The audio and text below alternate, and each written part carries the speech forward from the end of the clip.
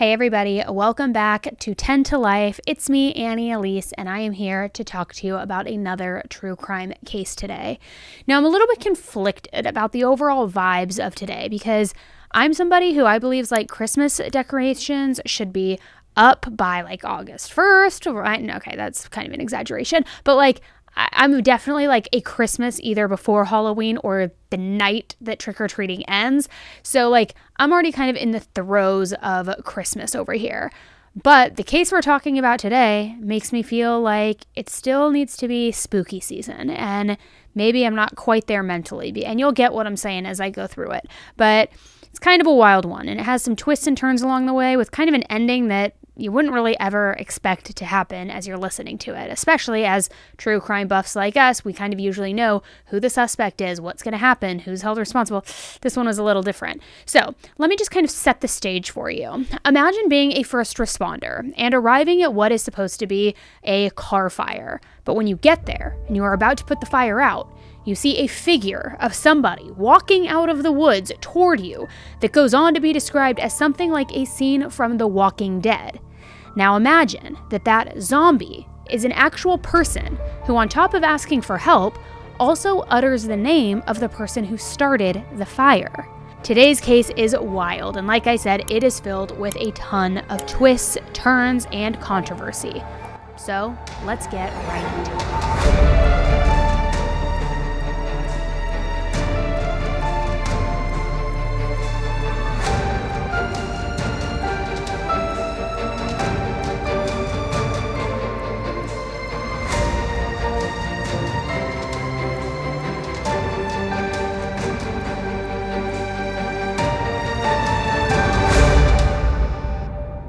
We all have busy lives these days and can't afford to waste a day stuck at home on the couch because of a few drinks the night before. Well, ZBiotics Pre-Alcohol is the answer that we have all been looking for. ZBiotics Pre-Alcohol Probiotic Drink is the world's first genetically engineered probiotic. It was invented by PhD scientists to tackle rough mornings after drinking. Now here's how it works. When you drink, alcohol gets converted into a toxic byproduct in the gut. It's this byproduct, not dehydration, that's to blame for your rough next day. ZBiotics Pre-Alcohol Probiotic produces an enzyme to break this byproduct down. Just remember to make Z Probiotics Pre-Alcohol your first drink of the night, drink responsibly, and you'll feel your best tomorrow. Now, I recently went to the Taylor Swift movie with a bunch of my friends, and I knew that me and my sister would be enjoying some Aperol spritzes, probably a lot of them, so I drank ZBiotics Pre-Alcohol to prepare, and you wouldn't believe how on top of my game I felt the very next morning. This holiday season, give your friends and family a gift that they will actually want to use with ZBiotics. Go to zbiotics.com/10tolife to get 15% off your first order when you use code 10tolife at checkout. ZBiotics is backed with 100% money-back guarantee, so if you're unsatisfied for any reason, they will refund your money, no questions asked. Remember to head to zbiotics.com/10tolife and use the code 10tolife at checkout for 15% off. Thank you, ZBiotics, for sponsoring this video and for our good times at the Taylor Swift movie. 19-year-old Jessica Lane Chambers was born on February 2nd, 1995 in Clarksdale, Mississippi. She was born to her parents, Lisa and Ben.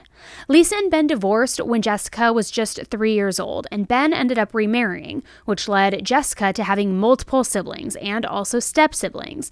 They were named Ashley, Annabelle, Amanda, Christopher, Brandon, Ben, and Stephen. Talk about the Brady Bunch. Now, I guess not really the Brady Bunch, because growing up, Jessica had a bit of a rough childhood, because her dad actually served time in prison for manufacturing methamphetamine.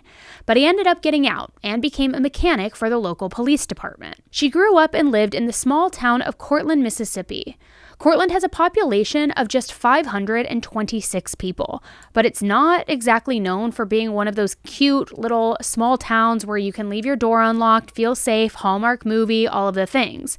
While everyone does know everyone in town, the crime rate for the town is 49% higher than the national average, and more people than not have had a record in their past at some time. So Jessica lived with her mom, but at one point she moved out for a short time due to her mother not approving of a boyfriend that she had.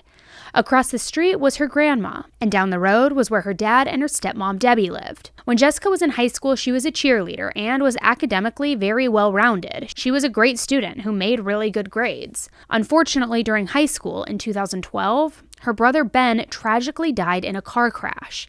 Now, Jessica was really close with Ben, so his death was very, very hard on her. After high school, she started working at a department store called Goodies. But aside from those things, Jessica was also kind of involved with a not-so-great crowd, and even sold drugs and wound up getting arrested for it. But again, even with all of that, she was still very loved. Jessica also had a boyfriend, 28-year-old Travis Sanford. But Travis was actually serving time in prison. So all around, kind of a little bit of a checkered past for everyone. It was a very small town. Almost everybody had a record. She was now getting wrapped up in the wrong crowd. She was doing bad things to get arrested. She was having this boyfriend who was in prison. Her dad had served prison time, kind of almost making it feel like the norm over there, I guess you would say. But it wasn't. And on December 6th, 2014, around 5 p.m., Jessica told her mom Lisa that she was going to go make a trip to the gas station, but that she would be back soon. After a couple of hours, Jessica didn't return though. So Lisa texted her daughter jokingly saying, "Hey, where'd you go to wash your car? Memphis? I mean, you were supposed to be right back." Now Jessica did not answer. So Lisa called her, but she got the voicemail. So she called a second time, and this time Jessica did answer, telling her mom that she would be back soon to clean her room, which apparently she had been promising that she would be doing for weeks. So Lisa went on to later say that the other end of the phone was really quiet, which was unusual for Jessica. She usually, apparently, always had her music blasting. So at 8:07 p.m., LaTroy Rudd and Glenn Williams called 911 to report a burning car on Heron Road in Cortland. They saw this burning car while they were driving by. Just 2 minutes later, responders arrived at the scene of this burning car. Upon arriving, the fire was primarily inside of the car, while the engine compartment and the trunk didn't seem to be as affected. Firefighters went to start putting the fire out, but then, out of nowhere, they noticed something that looked like a person walking toward them from the woods, with their arms stretched out. So they got back into the truck and backed out to use their headlights to get a better look at what was happening. Then they saw a young woman who was only wearing underwear. Her body was severely burned from head to toe, making her unrecognizable. Chief Cole Haley was arriving right behind the two responders and saw the woman walking out of the woods. As she got closer, she said, "Help me." He grabbed a blanket to try to wrap her up and help her toward the front of the fire truck, which I just have to say, and I noticed a lot of people also commending Cole for this, but how gracious was that of him to do? He was trying to cover up the woman since she was basically naked. He didn't want her to be so exposed in an already vulnerable state. The woman then collapsed 2 feet behind the truck, and Cole held her and told her that help was on the way. The woman tried to speak, but her voice was very hard to hear and very difficult to understand, and he had to put his ear right next to her mouth to even hear what was coming out. Cole asked her what her name was, but he could not understand. He thought she might have said Courtney, but she ended up saying Jessica Chambers. Not to be confused with Chambers. So at that point, though, a light bulb went off for Cole. He recognized the woman, even with the third-degree burns covering her body and her face blackened by these burns. Her hair was fried and burned away from her face. She no longer had eyebrows, and there was soot around her mouth and nostrils. But he thought to himself, that's Jessica Chambers. He wasn't friends with her, but since it was a small town, he knew her. He asked who did it to her, and she responded with what sounded to be Herrick, only using one syllable. The woman was getting frustrated that she was unable to fully communicate the name. Cole then thought that she said water and that she was going to die. At that point, the woman began to fade away, so Cole, using his knuckles, rubbed her sternum to revive her. Now that is a standard procedure that first attempters use to attempt to bring a person back to consciousness. Then one of the firefighters named Jody Morris came to assist Cole, and he asked the woman if there was anyone else inside the car with her. And although it was hard for Jody to understand, he thought that she said Eric. A crowd of responders soon began to form around the woman, and the scene was horrific. It was loud and it was chaotic. So Cole continued to try to get answers from this woman, and she said the one-syllable word again, Herrick, again. So Cole turned to the other responders and said, "Did you hear that? Did she say Eric?" So Cole figured that to be sure, he would try to have the woman write the name down, and he had someone get a pen and a paper. But the woman was unable to write due to her skin being so severely burned. It was burned so much that it actually lost the ability to move. It was basically like leather. Bystanders started flooding the scene, but luckily an ambulance appeared and the woman was loaded inside. As she was being loaded, she told Cole a name that sounded like Essie. Cole then asked, "Is your name Jessica Chambers?" And the woman nodded yes. And Jessica kept saying, "Ol," so the medics turned up the heat. They assumed that she was trying to say cold, cold, because when someone is severely burned, it is likely that they will feel cold. So Cole peeked his head around the ambulance door and asked Jessica again who had done this to her. The EMT and the paramedic who were working on her thought that they heard either Eric or Derek or something that sounded like Ewe. I'm trying to kind of just give you the pronunciations here. So then Deputy Chuck Taylor walked in while she was being asked who did this, and he heard the responder say Eric. So he said, "Eric who?" And Jessica then replied, "No." Jessica was life-flighted to Regional 1 Hospital in Memphis, Tennessee. Police first told Ben, Jessica's dad, about what had happened. He and his wife, Debbie, sped up the road to let Lisa know the devastating news. Debbie got out of the car and yelled to Lisa that Jessica was set on fire.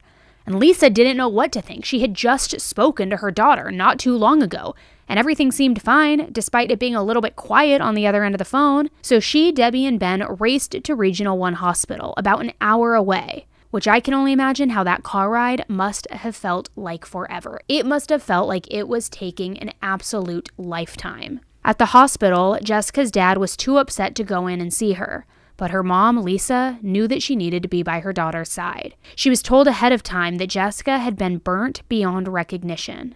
And when Lisa walked into the room, she knew that it was her. She knew that the woman lying in the bed was Jessica, her daughter. Lisa said in an interview later that her face was all pink and her hair was all burned, but they were trying to make it look like hair, and of course she was intubated, and you could tell maybe her eyes were burnt because she had Vaseline or something really deep over her eyes. But she looked like Jessica to me. Jessica's heart was beating, but even so, it was clear that Jessica was struggling to survive at that point. So Lisa put her arm on Jessica's shoulder and leaned over, feeling her neck, which was about the only bit of body that was not burnt. And she whispered into her ear, "Jessica, it's okay, baby. Mama's here, and Daddy's in the waiting room. And you know your daddy. He's a big old baby, and he can't come in here, but he's here, and we love you. I know you're in pain, baby. If you want to go, you can go." Jessica then took one final breath and passed away. Lisa said later in an interview it was 2-something or 3-something. I don't know the exact time. I wasn't looking. But she hung on seemingly that long just for me to tell her that it was okay. That we were there, that we knew. It's like she kind of wanted to know that somebody was there. Not only did the severe burns tragically lead to her death, but so did the smoke inhalation that she had suffered from. The medical examiner estimated that over 93% of Jessica's body was covered in 2nd and 3rd degree burns. Hundreds of people showed up to Jessica's funeral, but now the question on everybody's mind was who did this heinous crime?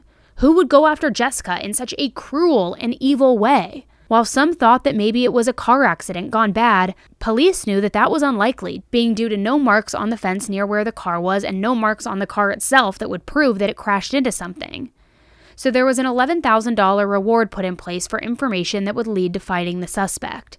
Investigators went to Lisa to figure out what Jessica did the day of her murder. Lisa told them that Jessica went out with a friend named Keisha earlier that day and got home around 2 and took a nap in the living room.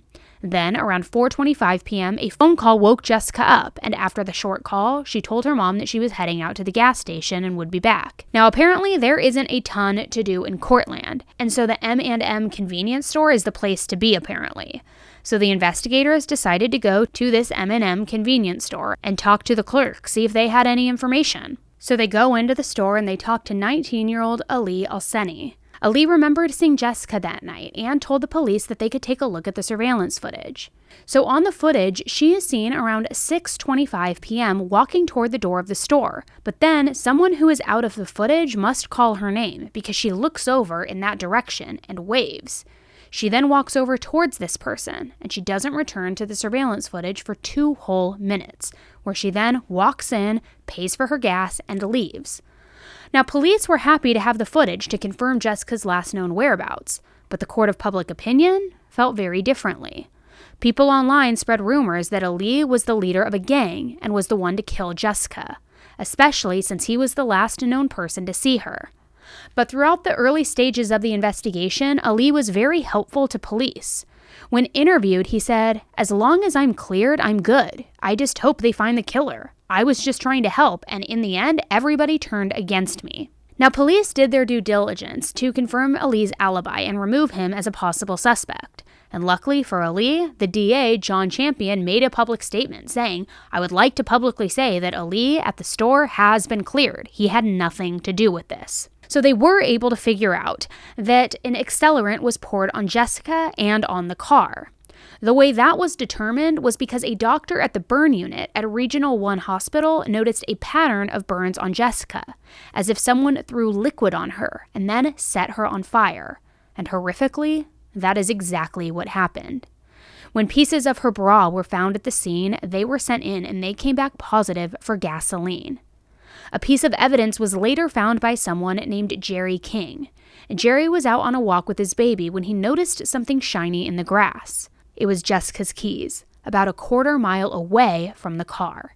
They interviewed many people, including men from surrounding counties with the names Derek and Eric. They looked into her boyfriend, Travis, but being that he was in prison, he wasn't considered a suspect. Jessica's family was also looked into by police, and of course, with the court of public opinion, many believed that Jessica's dad was somehow involved due to his sketchy past and his negative opinions on interracial relationships. See, Jessica was in an interracial relationship, so people thought that because of that, he could somehow be the suspect. But Ben went on to publicly say that he had no problems with different races, just interracial relationships, and that he would never hurt a hair on one of his child's head for no reason. Investigators spoke with Keisha Meyer, Jessica's best friend, who she told police she was with earlier that day when she was murdered. Keisha told police that she and Jessica went driving around that morning, and when Jessica picked her up, a man named Quentin Tellis was in the car. She said that her and Jessica smoked a blunt together and then dropped Quentin off after looping through town. Quentin lived with his mother in town, right across from the M&M convenience store, and he also had a past. He was in prison a couple different times for things like burglary. And Jessica and Quentin had only really actually recently met, only knowing each other for 2 weeks before she died. So police brought Quentin in to talk. Quentin was very cooperative during questioning. He confirmed Keisha's story, saying that, yeah, he didn't really know Jessica very well, but they were just friends and they drove around that morning and she dropped him off. That was it. He claimed he hadn't seen her since. So police then asked if he knew anyone named Eric or Derek that would in any way be connected to Jessica. And he actually did. Derek Holmes. He said that Derek was acting weird towards Jessica for a little bit, even harassing her at various points, all to go out with him. So police looked into Derek, and he had quite a rap sheet, which included exploitation of minors. Real stand-up guy, right? So they brought him in to talk to him and see where he was that night. And in a very weird turn of events, he said that he was at home rubbing his mother's feet. Pause for reaction. Pause for reaction. I'm kind of grossed out. But I guess it could be interpreted as endearing because apparently his mom had a diabetic condition that made it so that her feet needed to be rubbed nightly. Or maybe a foot rub gave her relief. I don't really know. It just kind of gives me the ick personally, but maybe he was doing it out of the kindness of his heart, so who am I to judge? So either way, police were able to corroborate Derek's story and came to the conclusion that he was telling the truth. He really was at home that night, rubbing his mom's feet, and he didn't leave the house. So police were now back to square one, so they decided to extend their search and ended up talking to nearly 500 Dereks and Erics. But this just started a whole new shitstorm, because nearly all of the men that they interviewed were black, which turned the story into a racial profiling issue. As they continued interviewing people, some of those people spoke out. Then he come out and kept us up there for about 6, 7, 8 hours. George Mister and Rachel Tudor say they're the latest to be questioned in Jessica Chambers' murder. I took a lie detector test. I took a swab test. Investigators wouldn't confirm the pair was questioned, but a jail log shows Mister's name on the date in question. Tudor isn't listed, but I did see her in the jail parking lot. They questioned me about a text message that I sent Jessica 2 days before she died. And I guess that was why they may have thought something. I don't know. These two say they both know Jessica. How'd you know Jessica? She's a good friend. Yeah. But tell me they have no idea how she was set on fire and found near her burning car in Cortland. It's saying that It was a lover's quarrel. it was a lover's core. You know, a lover's core. They questioning about. District Attorney John Champion estimates around 100 people have been questioned. I knew Jessica pretty well, and we hung out, and we had our differences, ups and downs, but, you know, none of us would really ever imagine doing something like that to her. Mystery still surrounds the 19-year-old's death. It's been almost 2 weeks. People continue to come in and out of the jail for questioning, but so far no one has stayed to be charged with her murder. Was Jessica into any trouble? We don't know. You know, don't know what the problem was that got her killed.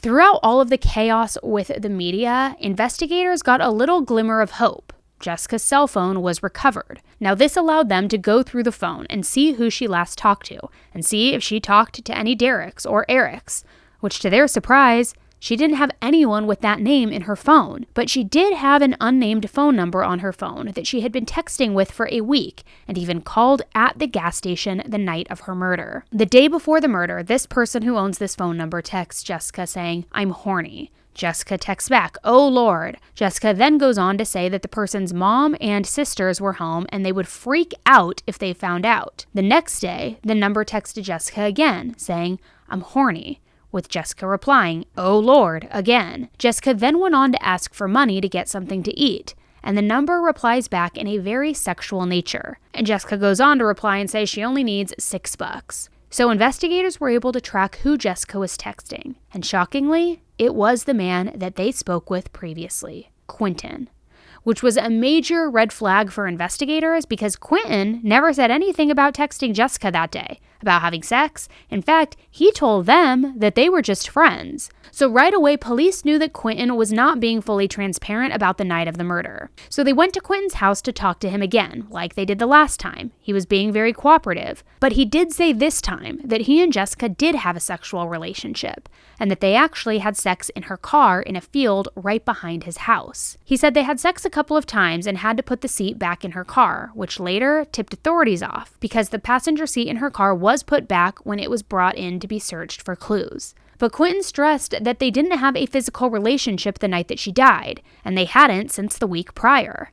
Quentin took investigators on a tour of his property. He showed them into a shed, which had a 5-gallon thing for gasoline, which, as we all know, gasoline was found on Jessica's bra in order to accelerate the fire. But to be fair, I feel like it's not exactly uncommon to find that thing of gasoline in someone's shed or garage, especially people who are preparing for a natural disaster or something of that sort. So Quentin also told investigators that he was in a town about 10 minutes away called Batesville getting a prepaid debit card to send to his girlfriend in Louisiana so that she could come and visit him. He told them that when he got back that night, he had heard what happened to Jessica, but instead of checking up on her, he deleted her information from his phone, saying that he just didn't want those messages on his phone anymore. Now, police were very wary about Quentin and the fact that he had already lied to them once, so they figured they needed to see if his alibi was airtight or not. So they went to that store that he said he got that prepaid card at, a store called Fred's, and they went to go speak with the manager. The manager gave them surveillance video, which showed Quentin buying that card at 8:26 p.m., which really isn't too long after the 911 call was made that night. Fred's was about 15 minutes away from the crime scene, so realistically, Quentin could have left the scene of the crime and made it to that store by 8:26. But since there was no way to confirm that suspicion, Quentin was left off the hook, but remained on the police's radar. Investigators then decided to circle back to Jessica's boyfriend, Travis. Yes, he was in prison, but they thought that maybe he got wind of Jessica being unfaithful and maybe put a hit out on her.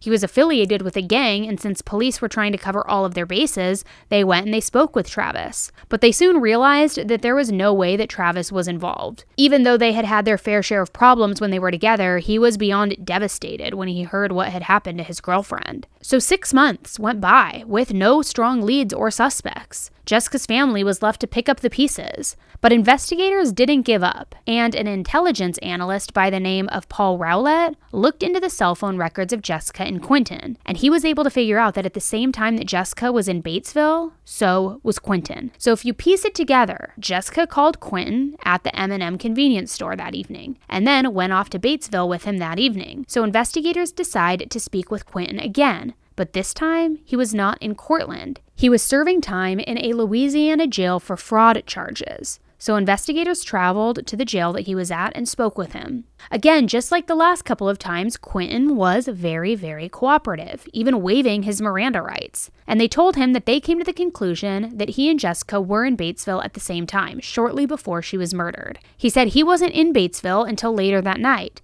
And they say, well, you might not have been, but your cell phone was. So, how did that happen? Did you loan it out? And Quentin paused, and he said, oh wait, you're right. I was in Batesville that night. I was with my friend Big Mike driving around in his truck. He went on to say that they saw Jessica at Taco Bell, and he gave her a bag of marijuana and $10 and then went on his way. Quentin said that he wasn't with Jessica that night, and he was at home until a little after 8 p.m. when he then went to get the prepaid debit card for his girlfriend.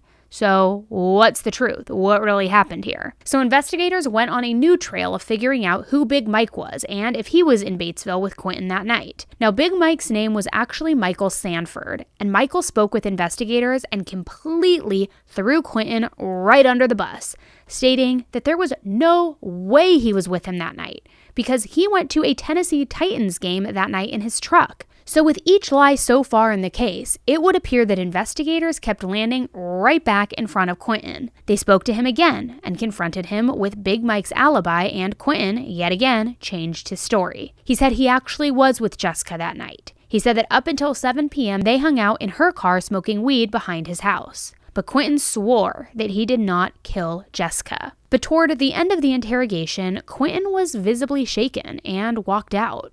On February 24, 2016, 14 months after Jessica's murder, DA John Champion held a press conference saying that they had a suspect for the case, and that suspect was Quentin.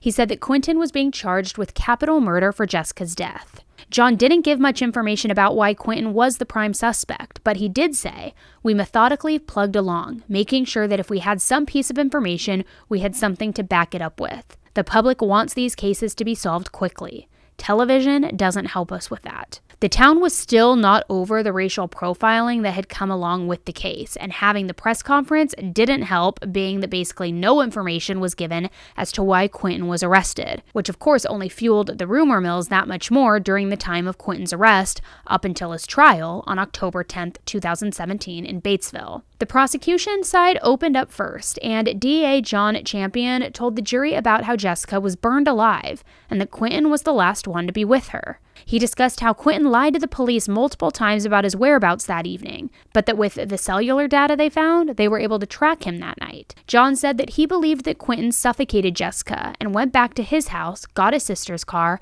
a can of gasoline, drove back to Jessica in the car, poured the gasoline, lit it on fire, and then drove off to Batesville to get that prepaid debit card. While John was trying to persuade the jury that Quentin was guilty, he also said that Quentin deserved a fair trial and had been extremely cooperative from the start of the investigation. Next, it was the defense's turn to present their case. So in opening statements, defense attorney Darla Palmer spoke with the jury, acknowledging how heinous the crime was, while also saying that there was absolutely no possible way that Quentin was guilty. She focused on the key witness statement from Jessica herself, and that it was her saying what sounded to be Eric or Derek when they asked who did it to her. Darla went on to discuss how Jessica was able to say who she was, and when asked who did it, she said the same name multiple times. Darla spoke on how Jessica didn't seem to know the suspect's last name, but she knew Quentin beforehand, and she knew his last name. So if it really was in fact Quentin, wouldn't she have been able to say his last name? Darla also brought up the cell phone records and said that they can't actually pinpoint a person's location. And her last piece of evidence to prove that Quentin was innocent was the green dot card, otherwise known as that prepaid debit card.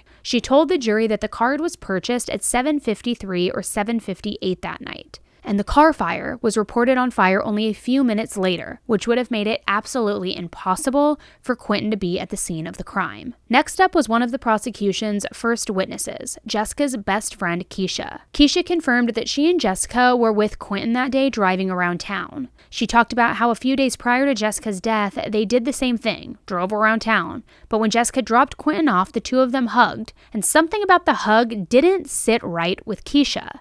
But something about the hug, it just wasn't sitting right, because the way Jessica acted, she acted like it was, something dangerous. Like she acted like she was paranoid or scared of something. I don't know what it could have been, but she made it seem like it was aggressive towards her.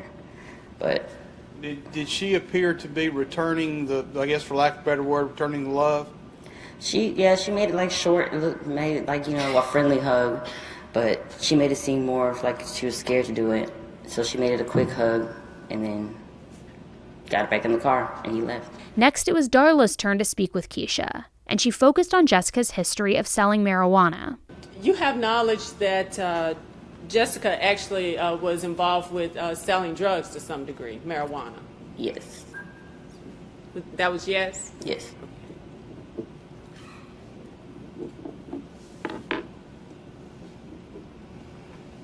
And that would have been pretty often, let's say in the last 6 months prior to that. Yes. And closer we got to the December time frame, would you say that she was basically serving people every other day? Yes. The prosecution then brought Cole onto the stand as a key witness to the crime scene. Cole was that first responder that wrapped Jessica in a blanket and spoke with her. Now, his testimony was truly heartbreaking. When you arrived, did you pull around them? When I arrived, I pulled around them and pulled on up to where the car was on fire.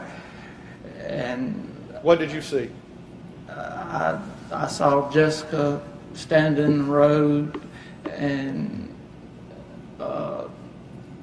then, of course, I seen the car on fire out of the corner of my eye, and I immediately stepped out of the truck and raised the compartment, got a blanket out, and went to Jessica's aid. Let me ask you about it. Did you know Jessica Chambers? I knew her. We weren't, friends or anything, but I knew her. When you first arrived on the scene, did you recognize this person? No, sir, I did not. What was this person wearing? When I seen her, she had nothing on but her pants. And what did you tell me you did? You got a blanket? I got out and I got a blanket, and she had her arms out, was coming towards me, saying, "Help me, help me, help me." Nicole, I want you to describe for this jury what did she look like? What was the condition of Jessica Chambers? Her hair was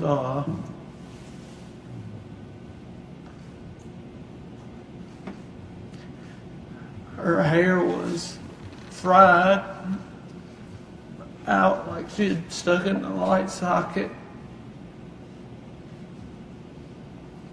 and she had black all over her face. Her body was severely burned, and just all the way down her body was very badly burned. And like I said, I wrapped the blanket around her for one, to conceal her, and I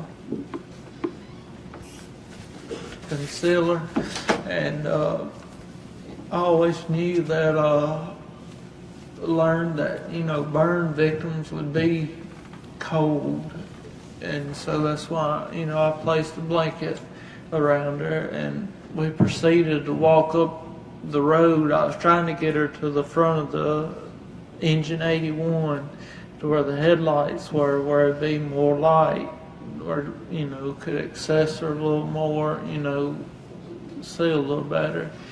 We made it to the back of engine 81, and she couldn't go anymore, and I proceeded to lay her down on the ground she reached out for my hand. I held on to her hand, and I talked to her, and I asked her name, and she said what come out. Like I said, her mouth, inside her mouth was just charred black, and could not understand her very well at all. When Darla cross-examined Cole, she had him read his statement that he made shortly after helping Jessica. The statement talked about how Jessica said the name Eric, but when cross-examined, Cole said that he was in a daze when he made that statement, and that he actually didn't understand what Jessica said. The prosecution brought up all of the other first responders to testify, and they all stuck to basically the same story, saying that the scene was beyond loud and chaotic, but that they all pretty much heard Eric. Next up was Jessica's keys that Jerry King found not too far away from the crime scene. The keys were sent off to be DNA tested, and Catherine Rogers, a forensic DNA analyst from Scales Biology Laboratory, discussed the DNA that was found on the keys while taking the stand. She said that the DNA was from 4 different men, and it was found on the keys. When asked if any of the DNA was Quentin's, she said Quentin Tellis could not be excluded. But let's be honest, whether his DNA was found on the keys or not, it doesn't exactly make him a suspect. Because from the sounds of it, Jessica drove a lot of people around, and it wouldn't be out of the question for the passenger to touch the keys at some point during one of their drives. So then the prosecution team brought up Paul Rowlett, the intelligence analyst, to discuss those phone records and what he found. Now, Paul's testimony was close to 5 hours long. He presented the jury with a PowerPoint and a map that showed all of Jessica's locations that evening, as well as Quentin's locations. The pings of Jessica's phone to the cell phone tower put her in 3 different locations that evening: the M&M convenience store, Quentin's house, and the field behind his house that, to Quentin's own admission, admitted they had sex in. When Paul analyzed Quentin's phone records, his phone ended up in the exact same spots as Jessica's that night. Then, from 6:49 p.m. to 7:26 p.m., there was no activity from either Jessica or Quentin's phones. So investigators tried to account for that time period. They checked the M&M's convenience store surveillance camera, which faced directly in front of Quentin's home. The video showed a car leaving Quentin's house at 7:25 p.m., and a minute later, Jessica's phone headed toward the scene of the crime. But no text messages or calls were made at that point going forward with her phone. Then the camera spotted a car pulling into Quentin's house and stopping at the shed on his property at 7:50 p.m., staying only for a few minutes, and then leaving again, heading south, which again was the direction that Jessica's car was found and the direction that the car had just previously came from. When Paul was cross-examined by Darla, she said that being that Cortland was so small, there weren't a ton of cell phone towers, so the information that Paul found was not 100% accurate. And Paul agreed, saying that yes, the more towers, the more accurate the results. Darla also said that the surveillance footage never actually showed a license plate or who was driving the car found on the footage, so it was all just an assumption that it was Quentin, but not an actual fact. Then another piece of information that came from the cell phone records was Quentin's last text that he had sent to Jessica that night at 7:43 p.m., which said, "My friend is coming tonight. I'm going to call you tomorrow. Good night. Sweet dreams." DA John claimed that he believed that that text, as well as Quentin going to get the prepaid card, was just a way for Quentin to create an alibi. So next it was time for closing arguments. DA John recounted to the jury what happened to Jessica and how the prosecution came to the conclusion that Quentin was the suspect. When Darla went on the defense's closing statement, she focused on Jessica's last words, Eric, and went on to discuss the racial profiling found within the case. When DA John had his rebuttal, he dismissed the racial profiling claims as well as discussed how Jessica turned Quentin down for sex multiple times. He said that we had sex, and you got to believe him on that, despite all of the text messages where Jessica is basically telling him, no, I'm not going to have sex with you. Oh, Lord, I'm tired. Your mom is there. The various nice reasons that she was giving him, I'm not having sex with you. But you have to believe a man who has lied multiple times to law enforcement in order to believe that. But he tries to tell you that we had sex right where we walked to you next to his house. Remember that? When we walked down that little road? That's where he pointed out to Dustin Blunt 11 days after Jessica died, that's where we had sex.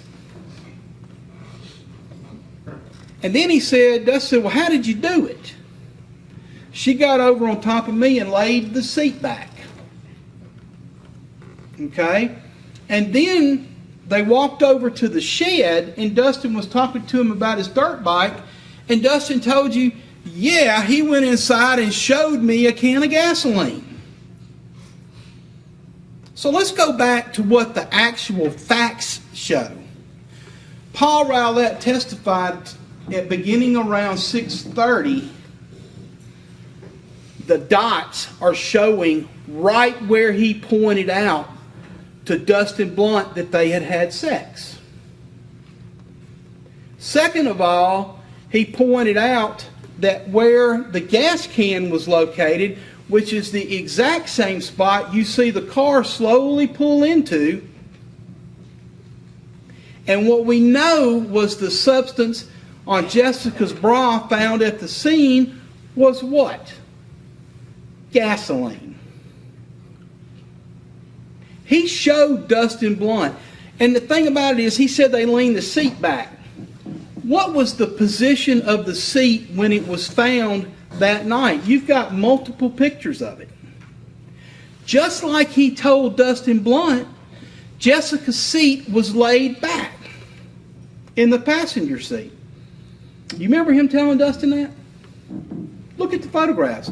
It supports exactly what he said happened inside that car. There are three things. That's not made up. Those are things he said. Car, gas, where they had sex. The dots, not the green dots, but the dots that Paul put out there. So when they go and they want to have you say, oh, we decided to go back to Quentin Tellis. We just picked him out of 150 people we interviewed. No, we went back to the person who we found contradictory evidence from what he told us in his interviews. DA John went on to talk about how he thought that Jessica and Quentin didn't have sex that night, but that something did go on to make her become unconscious. And then at that point, Quentin drove the car to the spot first responders found it, went back to his house to get the gas, and then set her and the car on fire. Then when it was time for the jury to announce their verdict, something pretty shocking happened. I don't need to know what your verdict was, but I just need to know, did all 12 jurors agree on that verdict? Yes, sir, we did. All right. Would you hand the verdict, please, to the court, to the clerk? Excuse me. We all didn't agree on it. Sir? You said we all agreed on that verdict. We didn't. All 12. The verdict has to be unanimous. So all 12 did not agree on the verdict? Is that what you're telling me, sir? Yeah, I didn't agree he was in it. All right. I'd ask you to step back into the jury room, please. Pass the verdict, please, to the clerk that you have in your hand. After the jury was sent back, they returned after 30 minutes of deliberation and came back with a unanimous decision. The jury found Quentin not guilty for the capital murder of Jessica, but then a different juror said that they did find Quentin guilty. It was all very, very confusing. Not only did the jury come back without being on the same front once, they actually came back twice, doing the same thing. So after deliberating a third time for an hour, they came back and said that they couldn't make a unanimous decision, one way or the other. So the trial was considered a mistrial. As part of our system of justice, which we all fight jealously to protect and preserve. Every defendant comes in this court is entitled to a jury that's as conscientious as you are about the jury's rights. And I respect your decisions. Your inability to reach a verdict does not mean that you've not done an admirable job, because you have. And this court appreciates it. So with that, I'm going to declare a mistrial in this case, and I want to send you back to your jury room, and we'll be sending you home very shortly. All right, so if you'll retire to the jury room, please. So on September 24th, 2018, Quentin was on trial again. Now overall, the trial was very similar to the last one, with many of the same key witnesses. But something that the prosecution team different this time was bring in a burn specialist, Dr. William Hickerson. Now, William's job was to prove to the jury that going off of what Jessica last said, Eric, wasn't valid due to her injuries. She wouldn't have been able to speak clearly, so there is no telling what exactly she said or meant that night. Not only that, but she would have been in excruciating pain, so it would not have been that easy for her to properly communicate. They also showed autopsy photos of Jessica, which indicated bruising on her torso, which would not have been caused by a fire. So at that point, the prosecution team felt pretty confident with their case. Not only were they using old evidence, but with this new testimony that they brought in, they felt that they did a great job at convincing the jury that Quentin was guilty. But believe it or not, after a week of the retrial, the jury came back again without a unanimous decision. 6 jurors thought he was guilty, and 6 thought that he was innocent. So again, Quentin wasn't found guilty or innocent. And if all of that wasn't enough, a new case was brought to light that had a connection to Quentin. On August 8, 2015, in Monroe, Louisiana, a 34-year-old woman named Ming Chen Chow was found stabbed to death in the bedroom of her apartment. And how she was found was because there was a smell coming from her apartment. Her body had been there for a while, probably about 10 days according to her autopsy. Now, Ming was known as Mandy by her friends, and she was a foreign exchange student who lived in the States for a couple of years. Mandy had been brutally stabbed 30 times. When looking for clues, investigators found a Walmart pharmacy receipt in her apartment, dated the day before Mandy was thought to have died. So investigators took a look at the Walmart surveillance footage, and they found Mandy walking to a black car. And inside the car was a black man, who she gave a prescription of painkillers to. Then they took a look at her bank records and saw that someone had been using her debit card after she died to take money out of the ATM machine. So after looking at that ATM machine surveillance, they saw the same man who was in the car of that Walmart footage. They ran the car's license plate. And who did the plates connect to? None other than Quentin. Apparently around that time, he had moved to Monroe to live near his girlfriend. So police charged Quentin with the unauthorized use of a debit card, but not with the murder, since they didn't have anything to link him to the crime yet. Later, a man called Crime Stoppers and said Quentin told him that he actually tortured Mandy for her PIN number and then killed her, which allowed for Monroe police to then charge Quentin for Mandy's murder. But Louisiana waited until after Jessica's trial to start Mandy's trial. In November of 2022, Judicial District Court Judge Larry Jefferson dismissed Quentin's indictment for Mandy, all based on Mississippi wanting Quentin to spend 5 years in prison for Jessica. It still has yet to be decided whether or not Quentin will go on the stand again. It will be up to the Second Circuit Court of Appeals to decide whether or not he will go on trial after he serves his sentence. Sadly, it would appear that Jessica and even Mandy never got the justice that they deserved. The people in Jessica's life have been left to go about life without their beloved daughter, sister, and friend. Tragically, Jessica's mom, Lisa, died in October of 2021 at the hospital. Her cause of death has never been released, but one can only assume that maybe it has to do with the terrible losses that she suffered and the toll that it took on her. Not only did she lose her son too soon, but she lost her daughter in one of the most gruesome ways that one could. She also had to recount her daughter's final moments multiple times in court, seeing things that no mother ever should, such as Jessica's autopsy photos. It is horrible to think of all that Jessica missed out on in life because she was just out of high school and she had the rest of her life ahead of her. While she was making some bad choices, yes, one could argue that she had just gone through the trauma of her brother's death. At the core of it, Jessica deserved the chance to work through her mistakes and come out of it on the other end, stronger for it even. But instead, she was brutally burned alive and then just discarded and left to die. No matter what she was doing during the time of her death, she definitely did not deserve the fate that she received. Not only that, but justice was never truly served for Jessica. Now, I've read some theories from people thinking that it was gang-related, and some people think that Jessica somehow pissed someone off who she sold drugs to and they retaliated. There are still so many questions surrounding Jessica's death, and the main one being who is responsible? Who did it? Was it Quentin or was it someone else? The prosecution team seemed to have a pretty good case to prove that Quentin was guilty, yet the case was left with a hung jury. So what do you guys think? Do you think that the jury made the wrong choice? Or do you think that somebody else murdered Jessica that night?